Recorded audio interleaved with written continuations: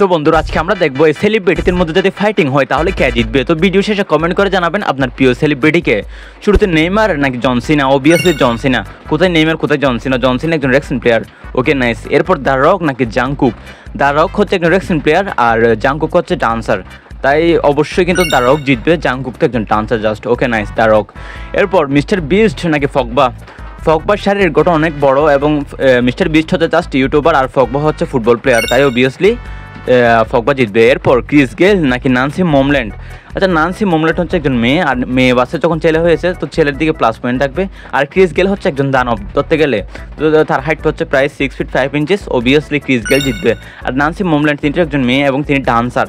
এরপর Elon Musk নাকি mark Zuckerberg? কিছুদিন আগে একটি ইলন মাস্ক এবং মার্ক জুকারবার্গের মধ্যে রেসিং খেলার কথা ছিল, বাট তারা পরবর্তীতে কী কারণে খেলেনি আমি জানি না, তবে কিন্তু আমার মনে হয় ইলন মাস্ক জিতবে। Okay nice, Elon Musk. তো এখান থেকে আপনার সবচেয়ে প্রিয় সেলিব্রিটিকে ভিডিও শেষে অবশ্যই কমেন্ট করে জানাবেন এবং আমার চ্যানেলটি সাবস্ক্রাইব করবেন। ধন্যবাদ।